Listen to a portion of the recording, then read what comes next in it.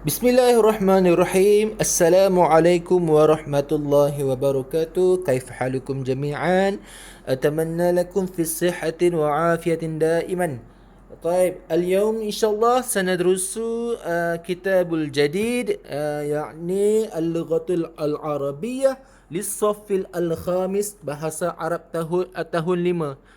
Buku ini buku yang baru, baru dapat tahun ini. Ustaz tak pasti kamu dah dapat ke belum, rasanya belum dapat lagi kot. Kamu boleh rujuk PDPR yang diberikan dalam bentuk PDF. Ustaz ada diberikan.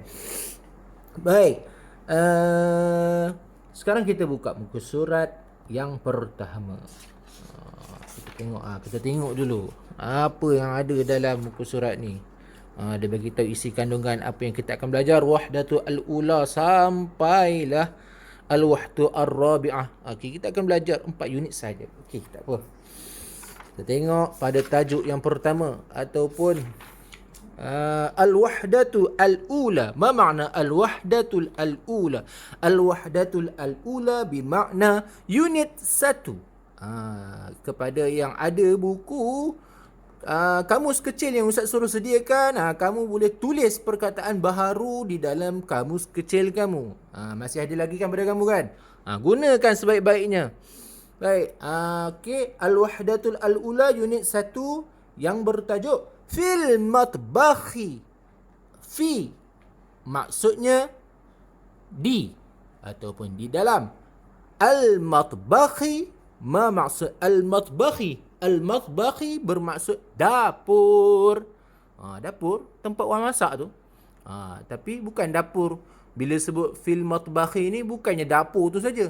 Dalam dekat dapur kita akan kata ada apa? Dekat dapur ada apa? Macam-macam ada peralatan. Okey, kita tengok sini dia tunjuk gambar. Gambar-gambar yang ada di dalam dapur. Okey, dia tak ada tulis lagi apa benda ni. Kita tengok pula muka surat yang kedua. Okay.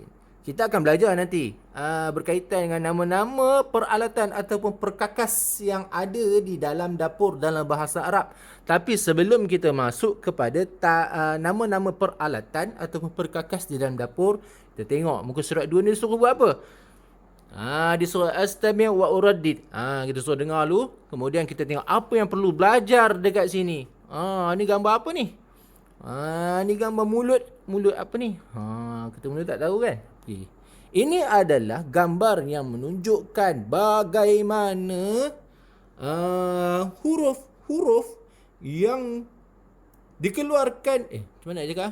Huruf-huruf yang keluar daripada mulut. Senang kata makhraj huruf. Sebutan huruf itu macam mana dikeluarkan daripada mulut kamu. Hari ini kita akan belajar huruf al-mutamassilah. Apa al-mutamassilah? Mutamassilah tu. Huruf mutamassilah tu maksud dia huruf-huruf yang sama bunyi ataupun sebutan dia. Okey. Hari ini kita akan belajar 3 huruf, iaitu huruf sa, huruf sin dan juga huruf sad. Okey, kenapa 3 huruf ni?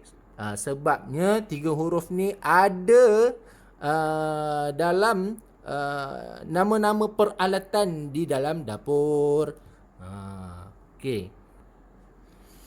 Okey, sebelum kita teruskan dengan pembelajaran kita, bagaimana nak membunyikan huruf-huruf ini, huruf-huruf mutamassilah ni, kita tengok dulu objektif pembelajaran.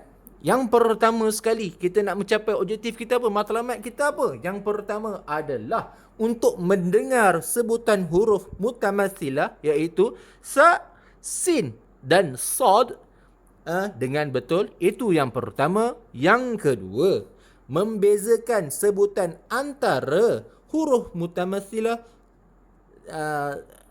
sa, sin dan sad dalam perkataan yang terdapat dalam peralatan di dapur. Okey, 2 objektif hari ini kita akan capai 2 objektif tu.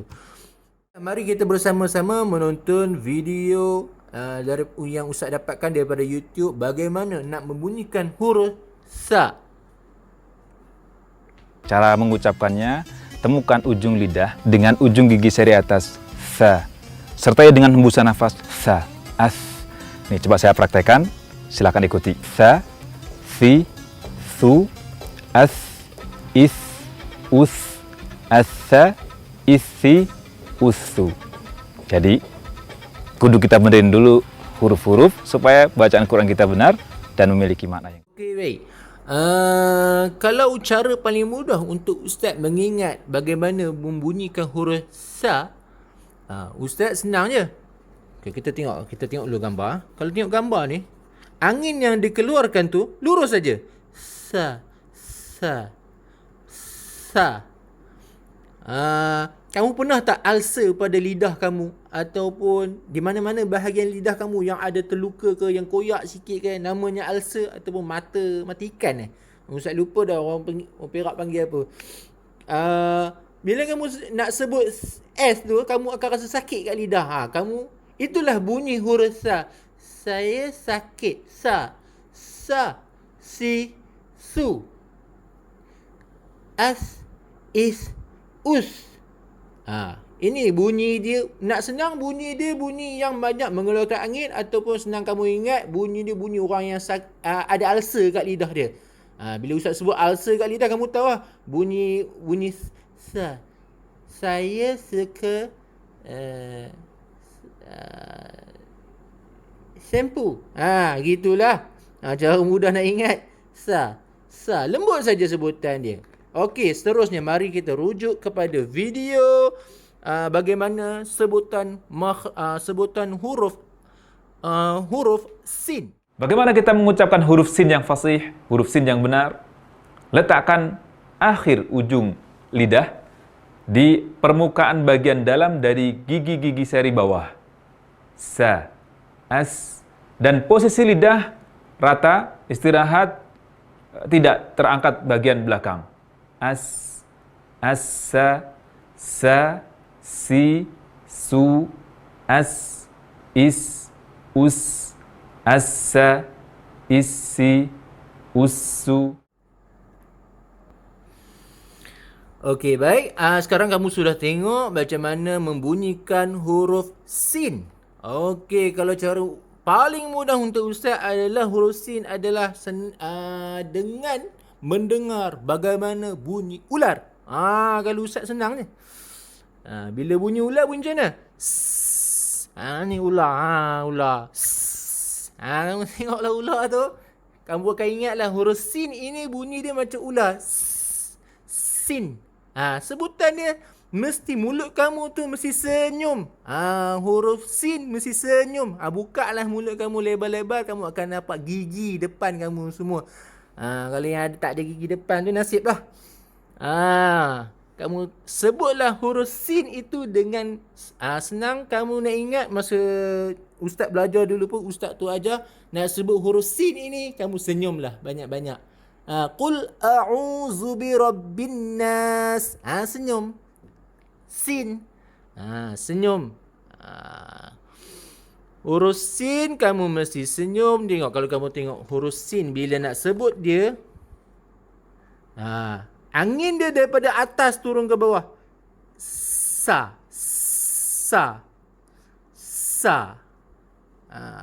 Kalau baris bawah, si. Baris depan, su. As, is, us.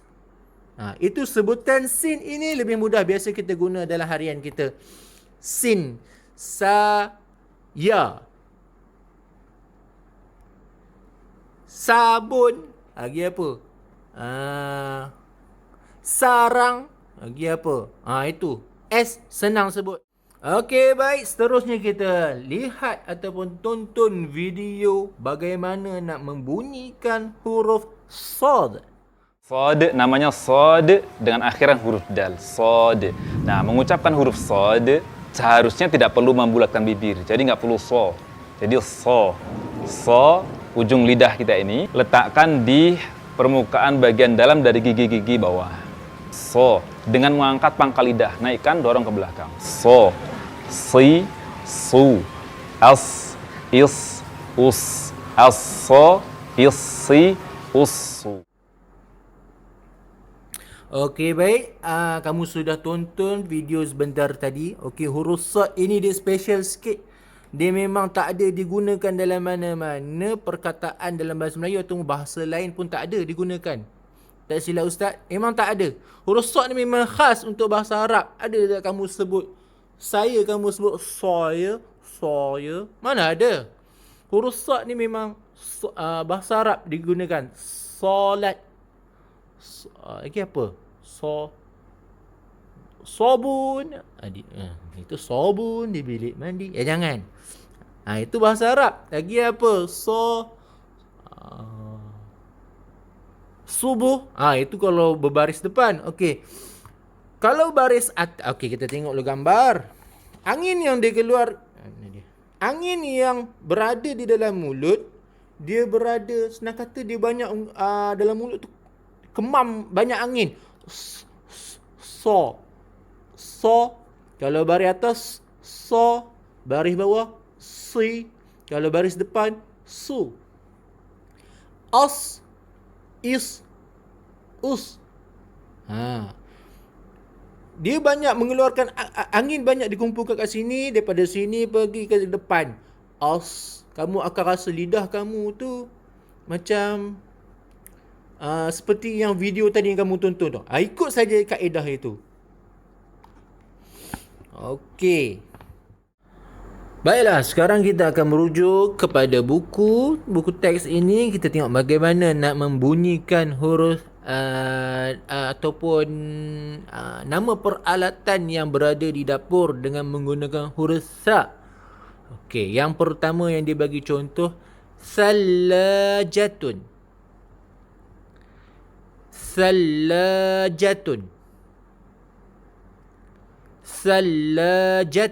Ma makna salajatun? Salajatun bermaksud peti sejuk atau peti ais, ataupun orang Perak sebut freezer. Peti ais, orang Perak dahsyat sikit dia sebut freezer. Okey, itu peti sejuk. Seterusnya huruf sin. Sikinun.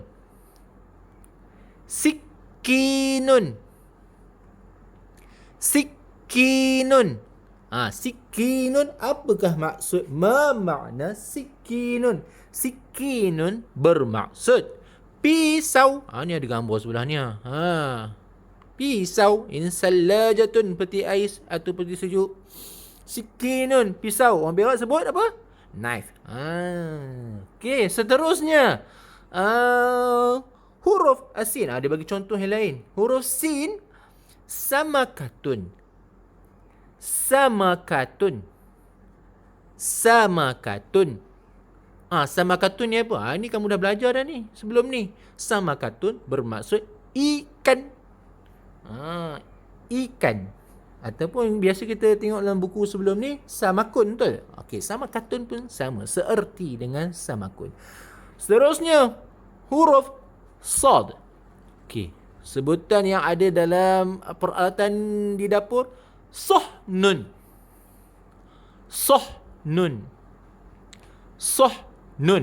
Ma makna sahnun?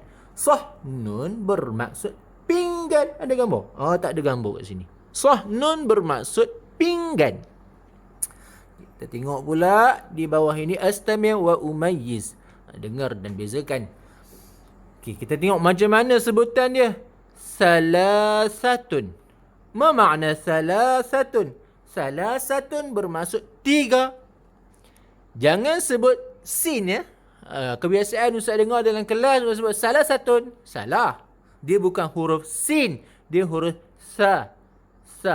Salasatun. Tersasul jadi. Salasatun. Bermaksud tiga. Yang seterusnya, sulamun. Sulamun ni kamu dah belajar dah dulu ni dalam kelas. Sulamun itu bermaksud tangga. Yang seterusnya, sa'atun.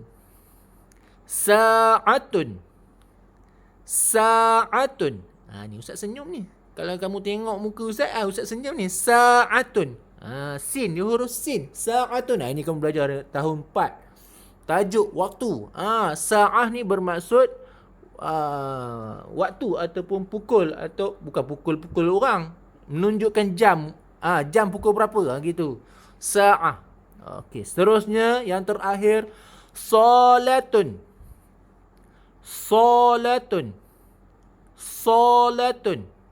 Apakah maksud salatun? Salatun bermaksud ruang, atau apa-apa jenis ruang, tak kisah. Ruang waktu, ruang tamu, ruang makan, ruang tidur, ruang macam-macam ruang lah, tak ingat dah. Okey. Ruang. Ni beza dia. Jangan tersalah sebut solatun dengan solatun. Solatun maksud dia ruang. Kalau solatun, solat, sembahyang yang kita sembahyang tu, solatun. Bezanya apa? Untuk maksud ruang, solatun. Selepas huruf sod ada huruf alif. Kalau solatun, sod lam alif, lepas tu ta marbutah. Itu beza dia. Jangan tersilap, tengok. Salah kalau kamu salah eja alif, kamu letak sini, dia jadi ruang. Tapi kalau kamu letak alif ni sebelah huruf lam, dia akan jadi maksud lain, iaitu salat. Okey. Untuk setakat hari ini saja kamu akan belajar pada muka surat 2 ini. Ni muka surat 2 apa? Muka surat Isnani. Hari ini kamu akan belajar tentang huruf al-mutamassilah sahaja. Minggu depan insya-Allah kita akan sambung balik dengan tajuk fil matbakhi ni. Kita akan rujuk balik fil matbakhi ni. Kita akan belajar nama-nama peralatan atau perkakas di dalam dapur. Okey. Ustaz nak kamu ulang banyak kali. Kamu tengok balik video macam mana nak membunyikan huruf sa, huruf sin, huruf sad. Kamu ikutlah macam Ustaz cakap tadi, huruf sa kamu ingatlah yang bunyi kalau lidah ada ulcer, sakit kan, bila sa sakit, sakit. Kalau ini senyum, sin, senyum. Kalau huruf sad, huruf sad ni bagi contoh apa, banyak angin. Sad, salat. Itulah kan Ustaz Ustaz lupa macam mana Ustaz nak bagi contoh pada anak murid. Okey. Nanti Ustaz ingatkan balik lah ni, macam mana nak membunyikan, cara mudah untuk ingat macam mana nak membunyikan dia. Okey, itu saja. Ustaz harap kamu akan mengulang banyak-banyak sampailah sebutan kamu benar-benar betul. InsyaAllah. Memanglah kita semua tak perfect, tak sempurna. Tapi kita mencuba untuk memperbaiki bacaan kita. InsyaAllah Allah akan meredai kita semua. Okey, setakat itu saja. Assalamualaikum warahmatullahi wabarakatuh.